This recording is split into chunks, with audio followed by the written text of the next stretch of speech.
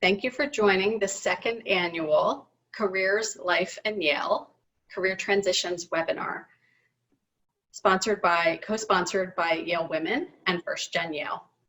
My name is Wendy Maldonado D'Amico. I am Yale College class of 1993 and a member of the YAA Board of Governors. I am also co-chair of the Careers, Life, and Yale Alumni to Alumni Committee on the Board of Governors. Today, I will be joined by my fellow member on the YAA Board of Governors, Jennifer Madar, Yale College class of 1988, who will run the live Q&A portion of this webinar. Jennifer, can you please run everyone through Zoom for a moment? Hello, everyone. Glad to have you all as part of this call.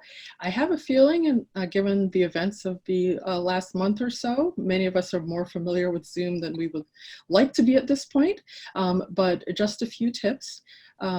First of all, just wanted to make sure that everyone knows that all participants will be muted on this call. However, there are ample opportunities for folks to participate.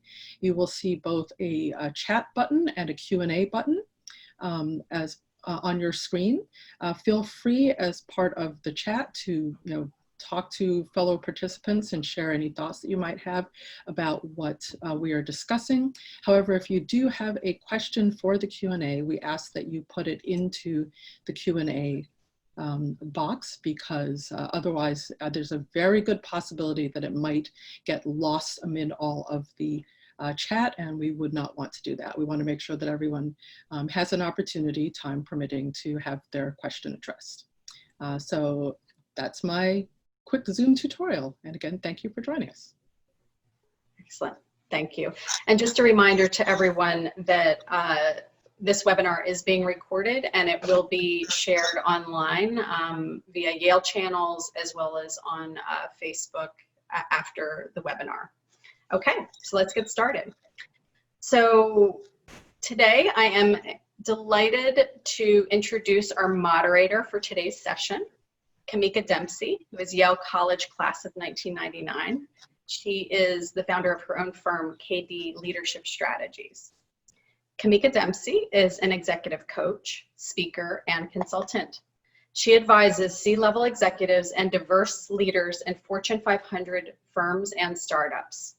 Her clients include major financial services firms, law firms, tech firms, and media companies. She has spoken on topics of leadership, management, diversity, equity and inclusion, and unconscious bias at a number of industry-specific events and major universities, including Yale, Harvard, and NYU. She has also held a number of talent and diversity roles at Duke Corporate Education, Goldman Sachs, and BlackRock. Kameka is a 2012 Women's Leadership Fellow of the Impact Center's Women's Leadership Institute. She received her bachelor's degree from Yale University and her master's in education from the Harvard Graduate School of Education. She is also a graduate of the Institute for Professional Excellence in Coaching Training Program, accredited by the International Coach Federation. She is a board member of the Phelps Association and divides her time between New York City and rural North Carolina. And now, Kameka, take it away. Thank you, Wendy, and welcome to everyone participating in today's webinar, wherever you may be located. It is my distinct pleasure to welcome you to this webinar and this important conversation on career transitions today. I'm joined by a fantastic set of panelists who are also Yale alumni. Before they each introduce themselves, I just want to go over some housekeeping that's very important for our webinar today. I, as moderator of this conversation, will take moderator license and will cut off any of our speakers so that we can ensure that the conversation continues to move forward in a good manner, since we are only going to be together for 60 minutes. To that end, if you find that the question that you have has not been answered, we will go over some ways to continue the conversation offline for 30 minutes after this webinar online via Twitter. In addition, the flow of the conversation will be, I will introduce each of our panelists. who will then give you their own career transition story, followed by 2 or 3 pieces of wisdom that they have learned from transitioning from one career to another. Then we will open it up for a conversation that I will facilitate in terms of what are some of the highlights, lessons that we can all glean from their experience.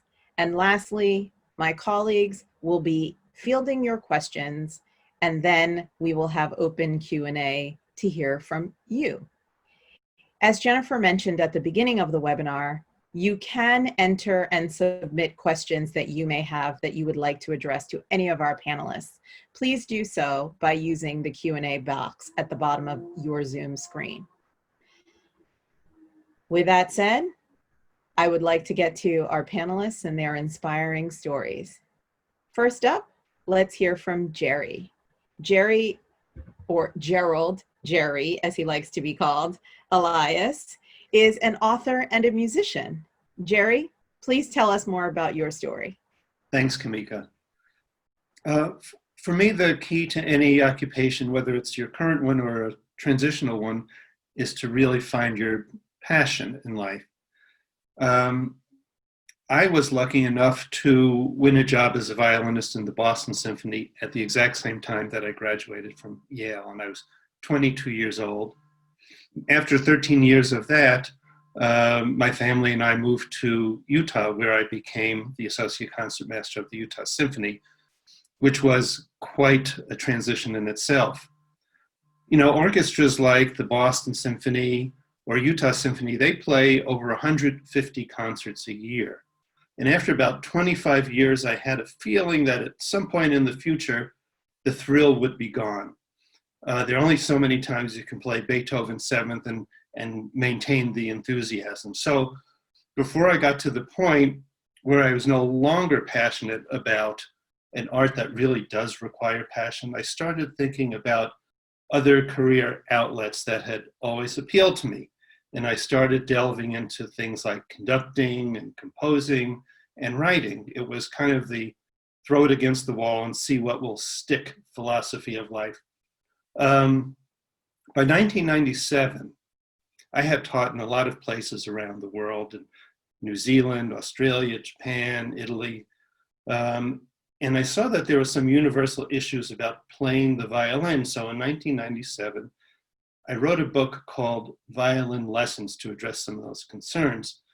And at that time, I knew absolutely nothing about how to write a book or how to get a book published. To make a long story very, very short, 10 years later, that book had morphed into a murder mystery, which was renamed Devil's Trill and was chosen by Barnes & Noble as a Discover Great New Writers selection. I'm now working on the 7th and 8th installments of that mystery series. Plus, I've published a bunch of other works, fiction, nonfiction, short story, essays, memoirs, you name it. But at the same time, I happily remain active as a musician. I still play with the Boston Symphony at Tanglewood, and I've been music director of the Vivaldi by Candlelight series here in Salt Lake City since 2004. So I've had this transition where I've managed to maintain my passion for music and at the same time pursue a new passion in writing. And these would be my 3 pieces of wisdom. One is dubious wisdom, perhaps.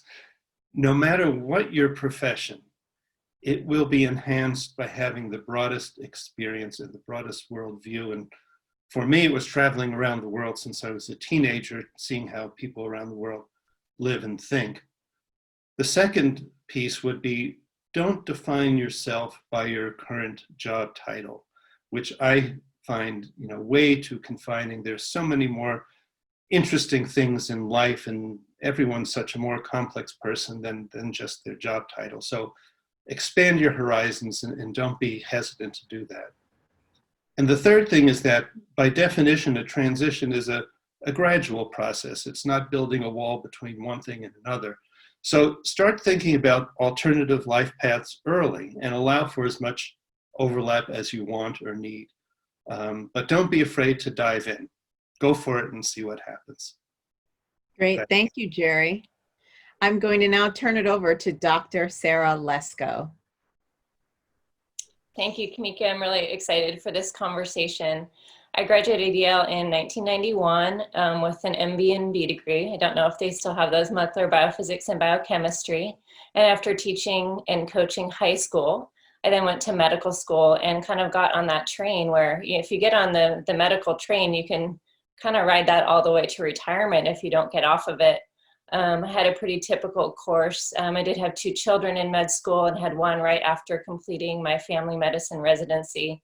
And then we relocated to Seattle. I started working in a community health center, went back to school to get my master's in public health, did a faculty development fellowship.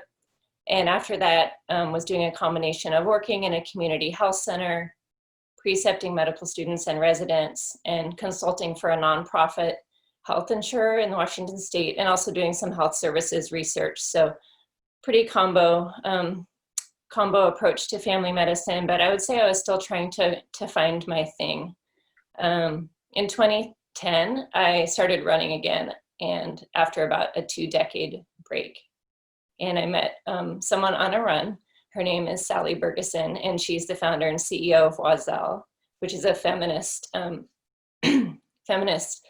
athletic apparel brand in Seattle. And meeting her really changed my life. I found someone who had a passion for what she was doing and was really enjoying running. So I kept working. And then in 2015, I had a sick child and I needed to take some time off of work. And it really gave me some headspace to think about what I wanted to do. I thought it was just a little break from medicine, but I ended up changing and going to work full-time at YAA in 2015. So now 5 years later, I'm very challenged, I'm very happy, and I currently have a lot of different things that I do. I manage our elite team of athletes. We have over 40 track and field athletes who are looking to compete at the highest levels around the world. And I also manage all of our philanthropic projects. So one of our projects is Bras for Girls, and we organize breast development education and donate sports bras to middle school girls in need. And so far we've given over 8,000 bras to middle school girls around the US. One thing that's been surprising for me is that I use my MPH and MD training pretty much every day in a way that I never would have expected when I totally changed careers. So my 3 takeaways are really, first, figure out what you like to do with your little chunks of time. Like very mundane tasks. Do you like to pace around? Do you like to talk on the phone? I guess some people still like to talk on the phone. I don't know any of those people. Do you like to look at spreadsheets?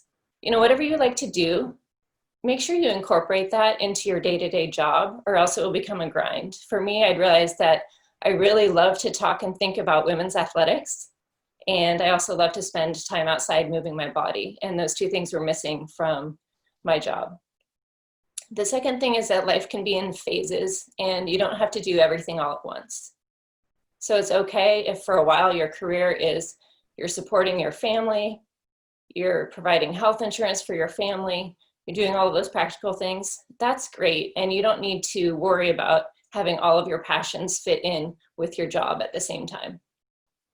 And then the third thing I would say is that sometimes an external force can be what brings about a change. For me, it was having a child who was sick. For all of us now, maybe COVID-19 is the thing that's giving us that pause and that ability to look around and evaluate what we want to do, which I think is why the timing of this conversation is very important. Great. Thank you, Sarah. That was really inspiring. As I'm sure our participants and listeners can tell, the stories of our Yale family is really quite inspiring. So let's go to Drew Forster for our next story. Welcome, Drew. Thank you.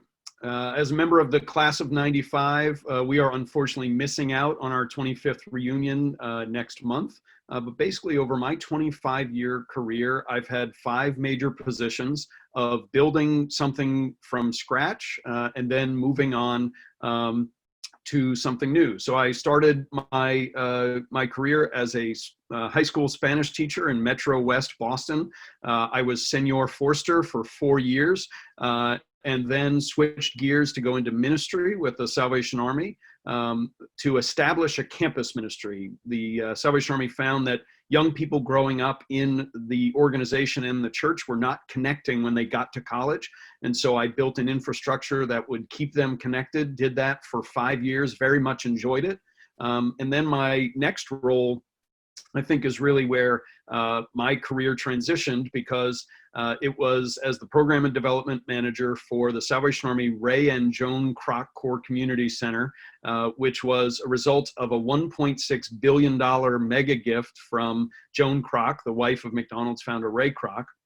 Our project in Boston was one of 24 across the country, and it was a $115 million effort to build and endow a 90,000 square foot community center on a 6.5 acre campus in Boston's most socioeconomically challenged neighborhood, right on the border of Dorchester and Roxbury. And I stayed with that project from the time that we were a finalist for funding all the way through to the first year of operation. And in that time frame, I found myself in corporate boardrooms pitching this project because we had to raise local support to match the bequest. And that set me up for my next role as the Director of Communications for the Salvation Army across Massachusetts. There had been a 2 to 3 year absence before I came into that role. And so again, I had to build from no framework. I had to figure out how to pitch media stories about an organization that everyone thinks they know, but they don't really know all that well. And I was also overseeing all of the communications, digital and print, for the organization. And in that time period, I worked for a supervisor that I really admired and appreciated. We had different styles, but we worked very well together. And she left to take a role as with the National Coast Guard Museum Association. And I had been in that communications role for 6 years at that point, at the Salvation Army for 19 years.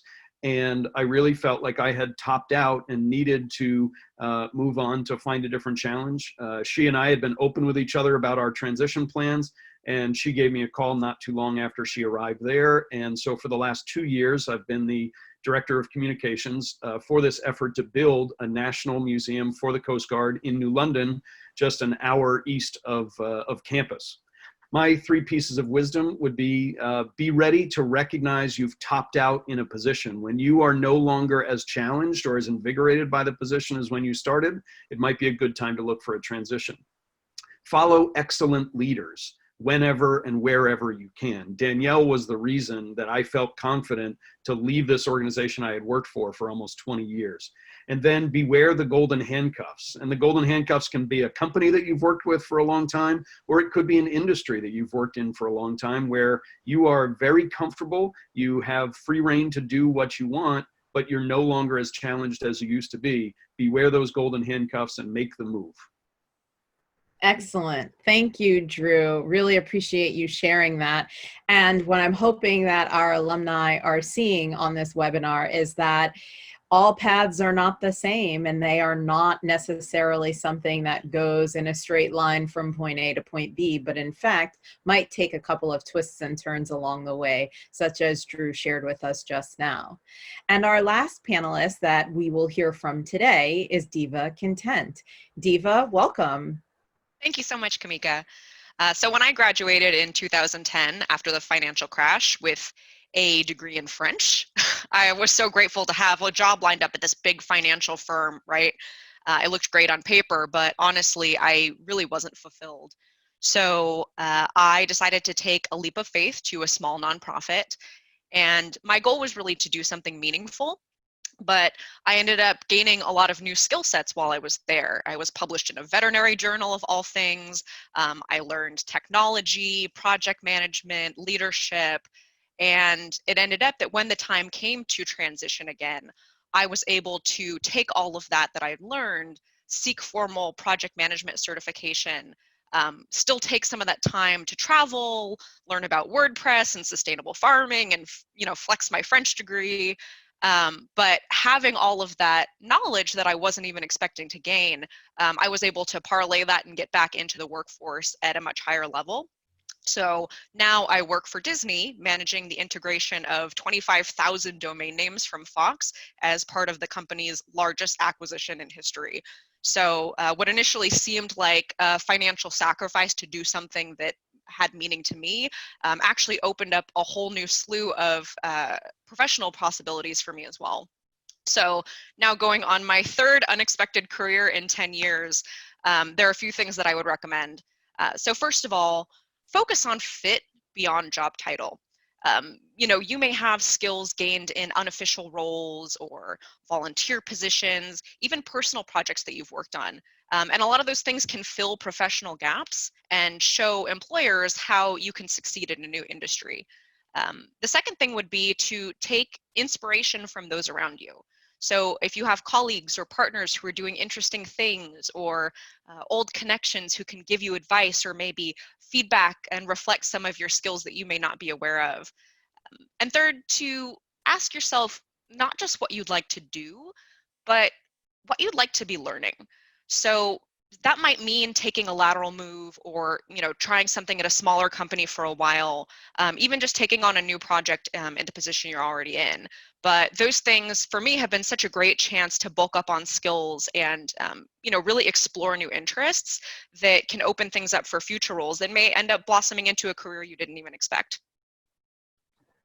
Fantastic. Thank you for sharing your story, Deva, as well. And I'd like to thank all of our panelists today for sharing so openly and candidly about what your strategies have been for your own personal career transitions. As I listen to all of you and think about the career transitions that each of you have made, three things really come to mind that seem to be common among all of your stories, which is one, your mindset, having to spend some time working on knowing that this transition actually needs to be made and now. And then also a fair amount of preparation. Each of you seem to have done some preparation in one way, shape, or form, whether that was explicit by pursuing a certification, or whether that was taking time and actually really thinking and planning out what are the skills that I have that I can then utilize in this new opportunity. And then lastly, making the leap, really just going out there and taking that leap of faith into this next new role. But Deva, I'd love to start with you, since you talked about learning in terms of your last piece of advice there. Share with us, what are some of the things that you learned that helped you really get into that right mindset? I think there are a lot of people right now, given the global pandemic that we are facing, that are really having to think about what could I be learning? What should I be doing? What would you suggest? Yeah, absolutely. So one of the things that really stood out for me when I was working at the nonprofit is I was working with a lot of tech vendors and saw a gap in terms of, a skill set or an area of the marketplace that seemed underserved. And at the time, I didn't even realize that that was an industry that someone could work in. It was never something that had been explained to me. So it was more thinking like, gosh, it'd be really great if someone was doing this. And so, having that hands-on experience and that interest, I looked externally and looked for courses and looked for online tools to expand my skills in that area, and that was actually what made me realize that that was a viable career option as well. So I think having something like that where you're seeing a need that you can fill is fantastic. But we're Yaleys, right? I think most of us have a very diverse set of interests, and so like right now my major interest is sustainability. So in my free time I'm looking at classes and resources related to triple bottom line and green energy and those things. And will that become a career down the line? Maybe, but at least right now I'm learning a lot and it's very stimulating for me. So it's already paying off, if only in my own enrichment. Fantastic. And, I want to thank you for sharing that, because there are a lot of opportunities sometimes where we don't necessarily see them immediately to us. Jerry, I'd love to go to you, because I don't know if our listeners have gotten it so clearly, but you actually made a cross-country move. You moved from Boston, where you were playing with the Boston Symphony, but are now in Salt Lake City, Utah, in addition to making a career transition from being a musician to being a musician and an author. What's the mindset that you think is needed to shift and actually go the distance across the country that you can share with our listeners? Yeah, that's a really good question. And that's a question that a lot of my Boston Symphony colleagues asked me when I left Boston. They said, what are you doing? because, as you know, Boston Symphony is one of the great orchestras in the world, and Utah Symphony, which is a fine professional orchestra, is a much smaller scale organization. But for me, what was important really is what I was saying before about trying to keep things fresh, keep your enthusiasm about what you're doing in life, because if you can make life an adventure, I think that really is a key. And you just mentioned before with Deva that, sometimes you move horizontally or you move to a smaller organization. And I think the reasons for that are really internal. You want to generate your passion for whatever you're doing. And by moving from Boston to Utah and becoming associate concertmaster, in Utah, I had more responsibility. I had more involvement in what was going on musically. And as we were also saying before, there are some ramifications of it that we didn't even know about by making that move. I became a faculty member of the University of Utah and had some of the best students in Utah. I had opportunities to conduct that I never would have had in Boston. We got to know the wilderness out in the West, which is unbelievable. It's spectacular. And we brought up our kids in this new environment where they got to explore an adventure. And, so there were so many side benefits to it, which we hadn't even thought about until that time. So my feeling, as I was saying before, if you want the adventure, just dive in and go for it, and, keep your fingers crossed a little bit, but make informed, adventurous decisions. For sure. Thank you. And, it seems like it's a very courageous leap for you to take the transition from being a musician with some fantastic organizations to then being a mystery writer and writing books and then getting them published. For our listeners out there who may be wondering or dreaming, in fact, of something that seems completely different from what they're doing presently, how did you start? Well, I've always enjoyed creative writing ever since I was a little kid, though I never thought about doing that as a profession. And, it was a very long-term evolving process. The more I learned about how to write and how to get involved in the literary world, the more exciting it became. And, if it hadn't succeeded, so much, it wouldn't have broken my heart. It was something that I wanted to do and something that turned out to be relatively successful. I have to say that when I started writing, I maintained my job with the Utah Symphony and I continued to play with the Boston Symphony at Tanglewood. So I had the financial basis to be able to jump into that pool. So if it hadn't worked, I still would have had some security. And that's one of the things that I think is really important when making a transition, is to, try to get all your ducks lined up, so that if things don't work out the way you want them to, at least you have something to fall back on. Thank you for sharing that. I think that something that we will hopefully touch on in this conversation as well is, something that you've just raised and something that Sarah raised when she was sharing her story, which is this notion about privilege and whether or not we can change our ideology from privilege to preparation and perhaps connect those two. But there are certain situations that I think that it's important for us to acknowledge with respect to privilege. Sarah, I'd love to turn to you for just a moment, because you shared that your career transition began upon having a sick child. Why don't you tell us a little bit more about how did you utilize that time to prepare yourself to really make this transition?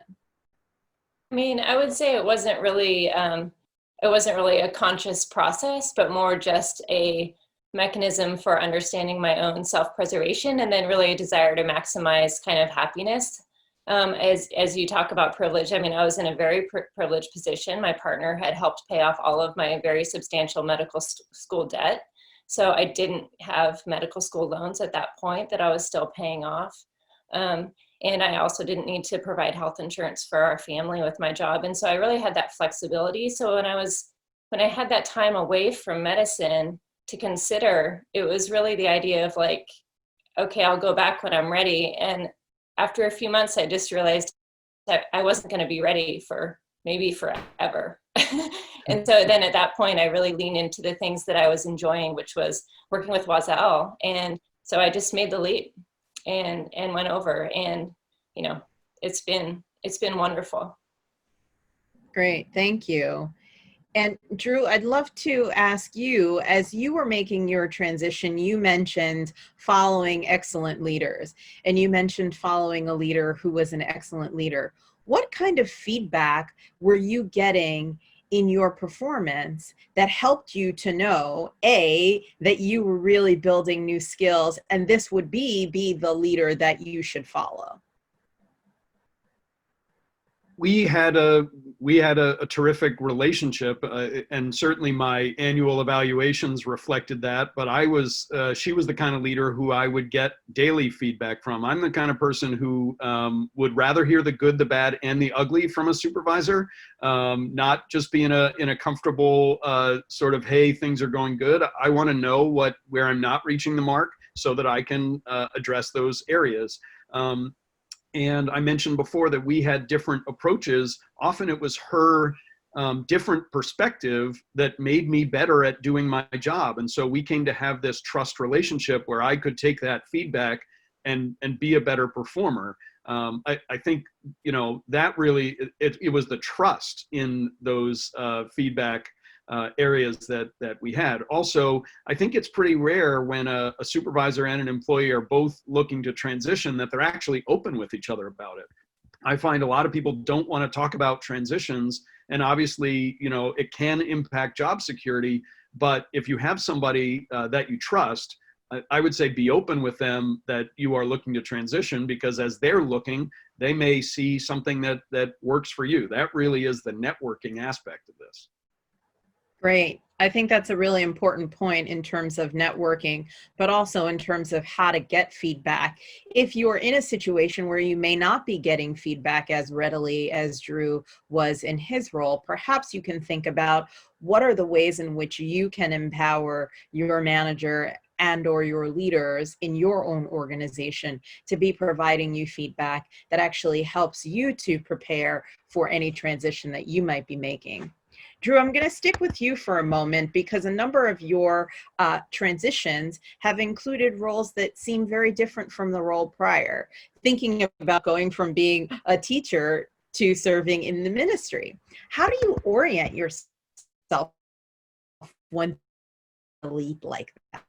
What are some of the first very practical can share with our listeners about orientating yourself towards success? I think throughout my career, one of the biggest challenges has been to construct my own framework, because in a classroom environment, you have to show up and you have to teach those students for that specific amount of time, and you have a curriculum to get through. When it came to making the leap to ministry, there was nobody to point me in the right direction. And I think this is often a challenge when it comes to career transitions. We have to be that person who sort of, you know, charts the course, you know, for ourselves. And, you know, I went from a campus ministry position in which I was, you know, taking broke college students out for lunch as my job, to then talking about $115 million development project. It was a very different world. So I think it's about having that confidence, but also just the drive to create what you need to be successul in that new role. It's not like anybody showed me that path. I really had to, you know, forge that path on my own in a lot of those scenarios. I did obviously look for people who were experts in those fields to try to, you know, help me along. But a lot of it, unfortunately, I think comes down to forging your own path. But I think anybody who's a Yalie should be skilled to be able to do that. Great. Deva, I want to turn to you for a moment, and I would love for you to share some insights in making the transition from corporate to the nonprofit world and back to corporate. You know, nonprofits might be smaller organizations in many instances, perhaps lack, you know, sometimes resources to provide additional training and development opportunities. And it can sometimes feel very daunting to then try to take an experience in a nonprofit and then transition back into a very large corporate organization such as the Walt Disney Company. So why don't you share how you might suggest our listeners think about putting their own particular story together to make a transition like that? Yeah, absolutely. Great question. And I saw a similar question in the chat related to, you know, sort of taking the skills from corporate into nonprofit. And to be honest, I think the smaller companies, especially startups, are such a great place to learn because you have to flex so many different muscles, right? They're very agile. You get to try a lot of different things and have a lot of room to experiment. And so, especially early in a career or during a period of transition, I think taking some of those small chances really allow you to experiment a bit more and to determine where you may have skills that you didn't realize you had, or put on paper skills that you had but maybe aren't actually on your resume yet. And so I've learned so much from smaller companies. I've worked now at 2 startups and 3 Fortune 100s. And for me, it's really been taking the skills from the smaller companies and applying them at scale at Walt Disney, at Macerich. And yeah, so I think it's really interesting because the challenges that you see are very different, right? But the people skills definitely apply at scale. So, you know, having those core skills that you've developed, especially in a smaller company, they really do still apply in the larger ones as well.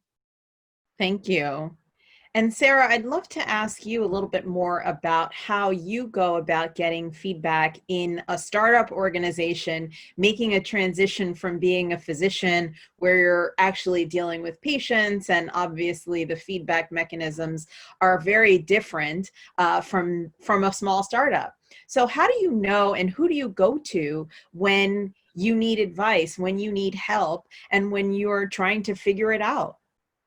Yeah, it's a good question. I mean, I really hadn't worked in the business world at all. I mean, YaleWomen is still a very small company. We have about 22 employees now, so we're still a pretty intimate group. So I would say we have less, you know, formal structure for sure. I mean, I have a very good relationship with the CEO and founder, and we tend to, you know, have weekly chats. We have a really communicative, I would say, approach to working together.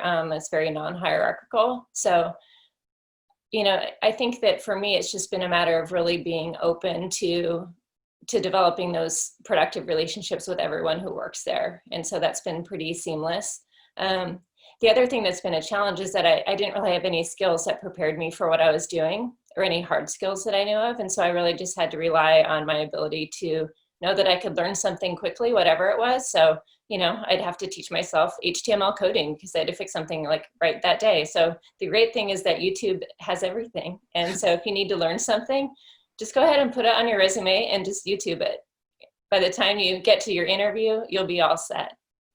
Yeah, so very enterprising, very enterprising. Jerry, I'd love to know how you make the shift from being in a performative role, like playing in a symphony, conducting a symphony. Feedback is often quite immediate, right? You get applause from an audience, you hear how well you're doing literally at the end of the performance, to then being an author and putting your words on paper and then hoping that someone thinks that it's good. How did you go about figuring out, A, that your work was good enough to get published, and then who did you talk to in order to navigate? You had mentioned, you know, you didn't know about publishing or finding a book deal. Where did you begin? But, you know, both of those things, playing music or writing, they seem like 2 very divergent crafts, but I think most of us have a degree of creativity within us that we can see sort of a continuum of what that's all about. For me, writing was just a different way of expressing, of communicating, and I think those are the essential common denominators between the two of those things. When I first started working on my first book, it literally was on the shelf for several years before I knew what to do with it. And fortunately, I connected with an author, Catherine Weber, at Yale, who was then teaching creative writing. This was around 2000. And she took a look at my manuscript, which was still in pretty rough form, and she thought it had some good ideas, and she helped connect me with an agent, which is an essential in the publishing business, and it went from there. So having a mentor like that was very important to get some feedback from. As you say, when you play a concert, right away, whether the audience liked it or not. But I think, again, the common denominator between music and writing is that you also have critics who are reviewing your concert or reviewing your books.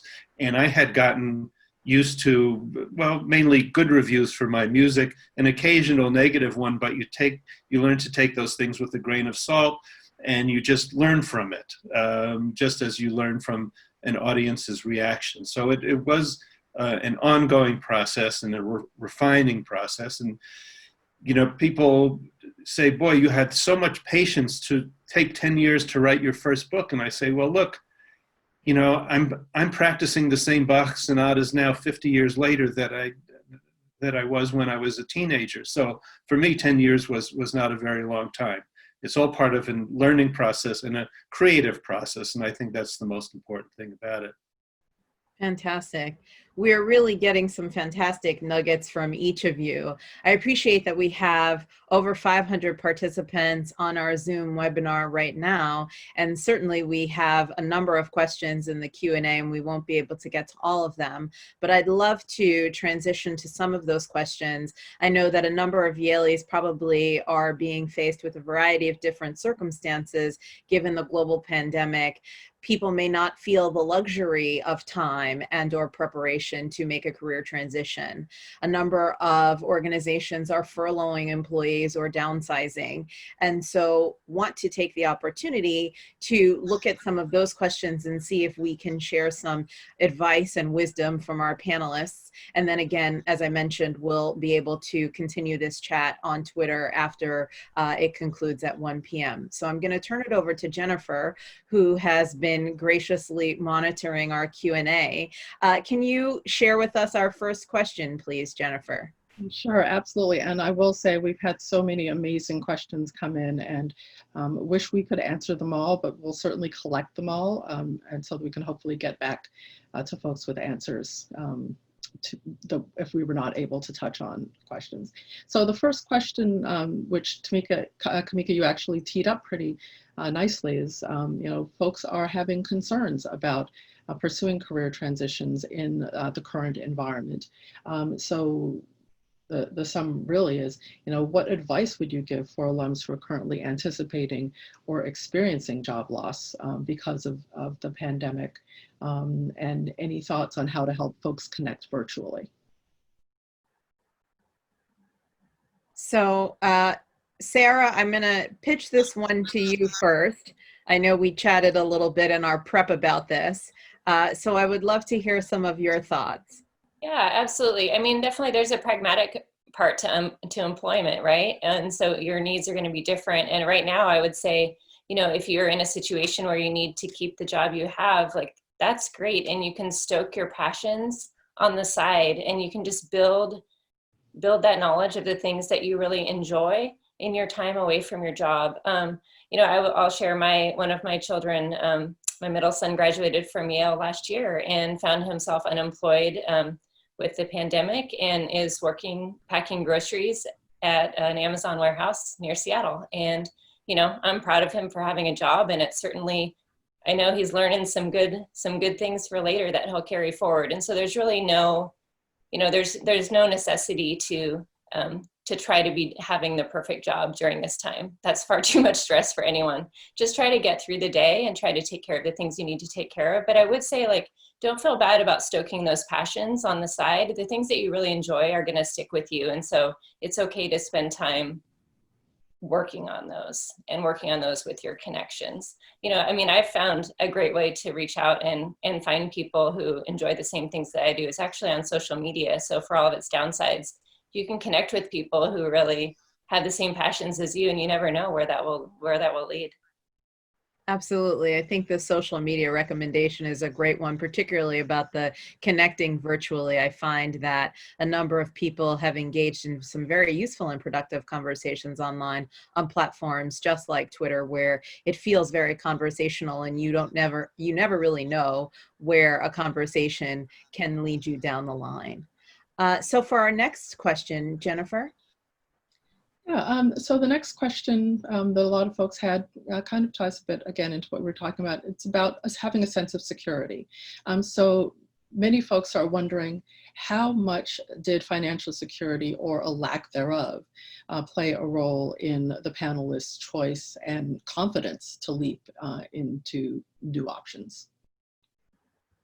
Great. So Jerry shared with us a little bit about his experience, but Drew, do you have a perspective that you'd like to share? Yeah, I would say that part of my transition was inspired by looking down the barrel of 3 college tuitions coming up. Our oldest is a first-year student at Carnegie Mellon University. So I was on a sort of salary trajectory that was going to stay, you know, relatively flat if I stayed in that current position. Of course, the upside was I was sort of unfireable, and so I knew I would have a job, but I did need to bump that you know, that salary up in order to you know, to make sure I would be able to provide a college education for all 3 of our children. But that was a nerve-wracking thing to know that I was going from a company where I knew the health insurance, it was very good. You know, the salary was certainly adequate, but knowing that I sort of had to look ahead, and part of it was I was in my mid-40s. And I know a lot of people in the Q&A have been asking about transitions later in life. I felt like it was necessary for me to make a transition then, as opposed to waiting another 5 or 10 years and maybe having that be a little more challenging. But there's also quality of life to consider. You don't want to go chasing the salary and then lose you know, major aspects of your quality of life. I was very blessed to land in a situation where I was, you know, getting higher compensation and also have a higher quality of life, because I moved into a situation where I'm working from home 4 days a week all the time. And so COVID has been a little bit of a more minor transition for me because I've been working from home the majority of the time already. But it certainly motivated me, you know, but more than compensation and financial security, it was about fulfillment. That's really what drove me to say it's time to break out of this comfortable place that I'm in and move into something that might be a little more uncomfortable. Great. And Deva, I would love to turn to you on this question. Thank you for that, Drew. But Deva, I know that you mentioned graduating, you know, right after the financial crisis of 2008, and it feels for some a lot like the 2008 financial crisis. And you were earlier in your career and seeking to gain skills and certainly financial stability. So why don't you share your perspective on that? Yeah, absolutely. So, you know, as a first-gen Yale coming out at that time, there definitely was a mindset of fear and scarcity, and, you know, let me just grab onto something that should give me money down the line, and a lot of risk aversion there.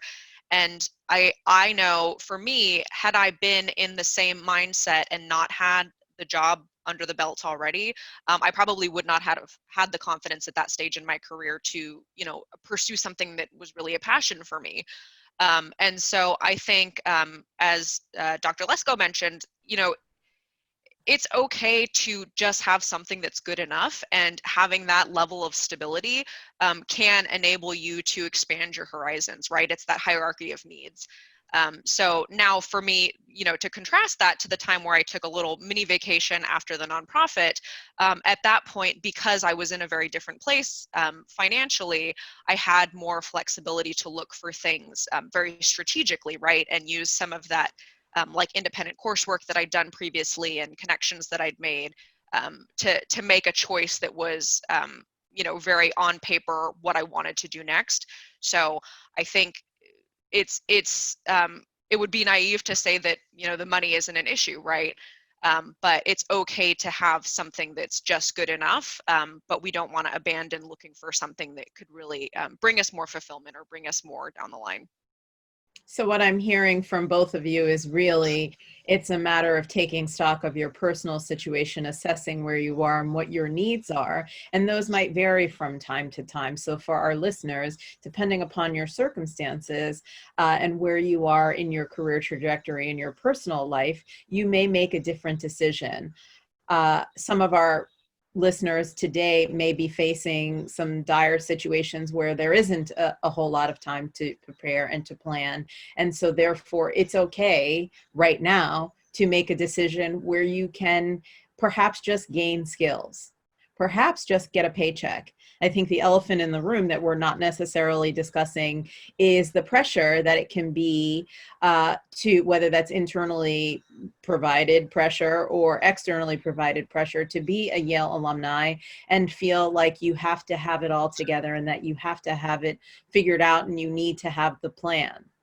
And that is not the case. It sounds like each of you have been able to make do with the circumstances that have been presented to you, as well as the opportunities, and finding ways to reframe an opportunity that can feel in the moment very much like uncertain or fearful into something that becomes more beneficial to you.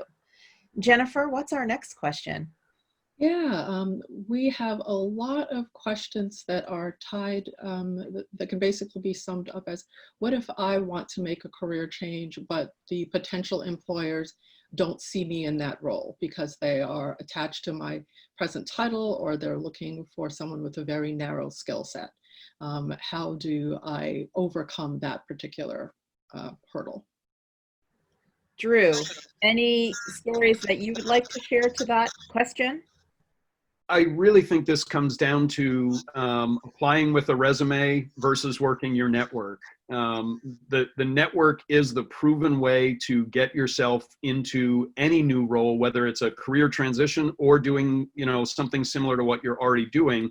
The fact of the matter is, anybody who's hired anyone knows you get flooded with resumes and you're looking to disqualify those resumes quickly. Whereas the network connection that says, I know this person, I know, you know, their fit.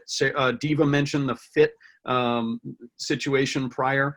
I think it really is about the network. And the good news in COVID is you can network just as easily using tools like this as you would at any other time. The great thing is you don't have to decide who buys the coffee when you ask your friend to go out and talk about, you know, different career opportunities, because there's no coffee to be bought. You just, you know, make your own at home.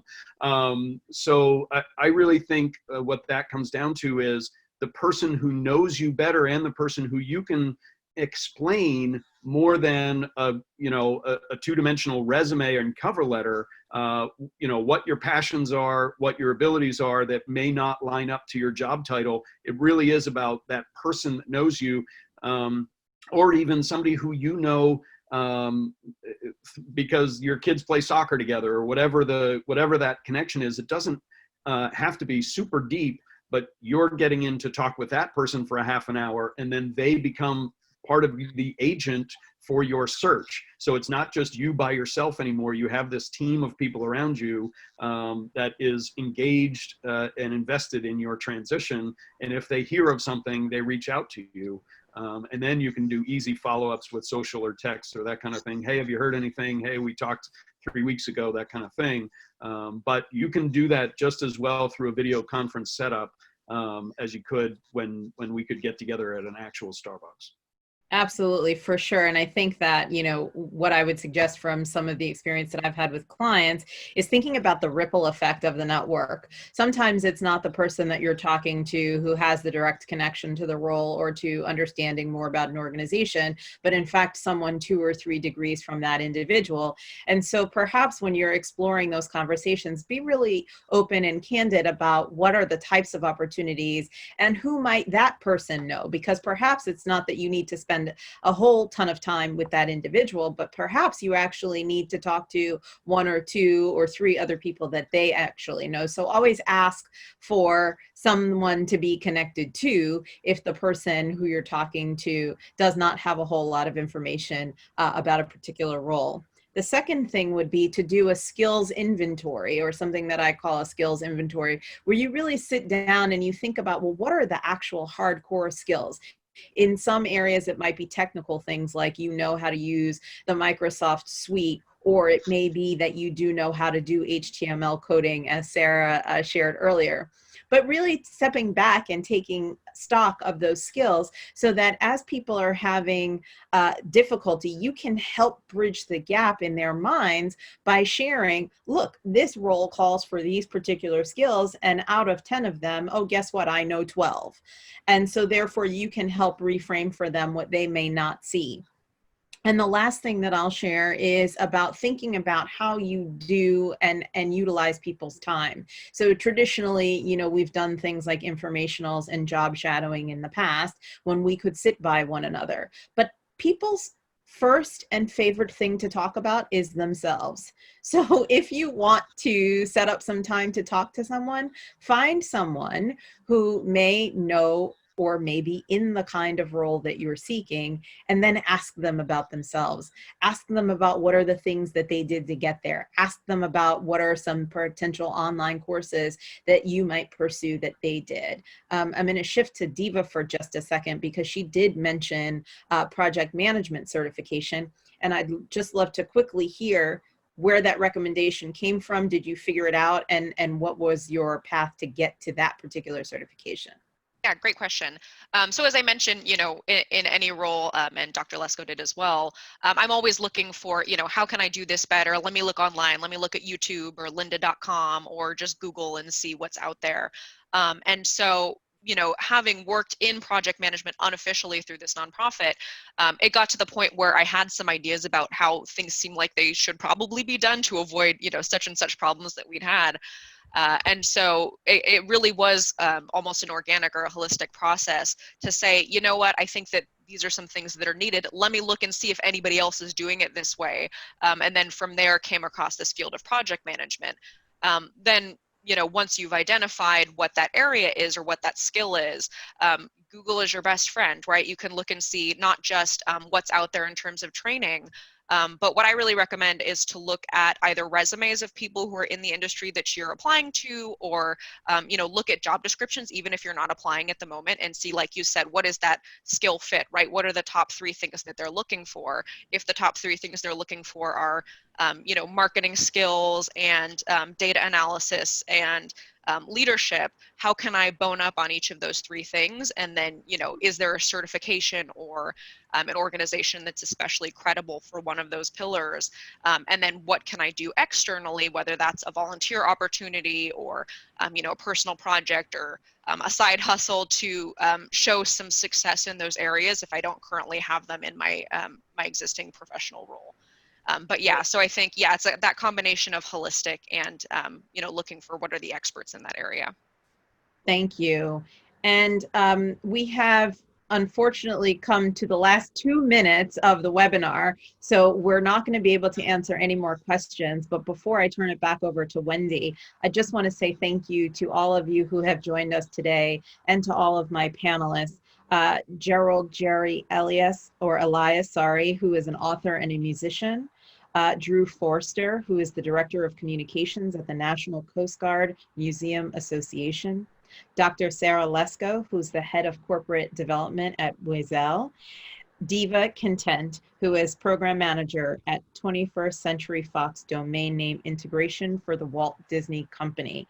And to my colleagues, who are helping to plan all of this: Wendy Maldonado D'Amico, event specialist with the Yale Alumni Association, on 50 Women at Yale, Yale 150, and Jennifer Madar, who is the in internal communications at Wayfair. And lastly, this really wouldn't happen without Kate Gustafson, who is a YAA staff member and who has been behind the scenes making sure this Zoom has had no technical difficulties today. A word of thanks for all of you and a virtual round of applause for your participation today. Thank you so much. Wendy, over to you. Okay, great. Thank you so much, Kameka. So we're going to wrap it up. Kameka, last but not least at all, thank you to you for your wisdom and guidance in this important session that is in very high demand and of great importance to alumni. Cannot thank you enough. Sarah, Jerry, Drew, Deva, thank you for sharing your stories so candidly. As we wrap up, I would like to thank Careers Life in Yale and the Yale Alumni Association Board of Governors for their support in producing this webinar. I'd also like to thank YaleWomen and First Gen Yale for co-sponsoring. All of you will be linked to a resource sheet for additional ideas and guidance on how to manage your career transitions when we finish. And will receive, everyone who registered for this webinar will receive a recording to watch a replay if you wish, and it will be shared on Yale channels. Finally, I'd like to, two more things. I would like to put a plug in for everybody to join Cross Campus, which is Yale's new social and networking and mentoring platform. You can join that at crosscampus.yale.edu. It's kind of a safe, secure version of LinkedIn and Facebook. It's exclusive to Yaleys, and I encourage you to join. That's crosscampus.yale.edu. And then finally, I would like to say that we get a little bonus here. Kameka has agreed to host 30 minutes on Twitter. And once we log off, hop over to Twitter and find Kameka at KDLS Says, that's KDLS Says, for a live Twitter chat. And the hashtag you will want to use is hashtag Yale Career Chat. So Kameka, thank you so much for offering an additional half hour of your precious time and wisdom. We will see you over on Twitter. Please join us there, and please look out for the recording in your email to this webinar. Thank you so much for your time at lunchtime today, everyone, and we will talk to you again soon. Thanks, bye-bye. Bye, everyone.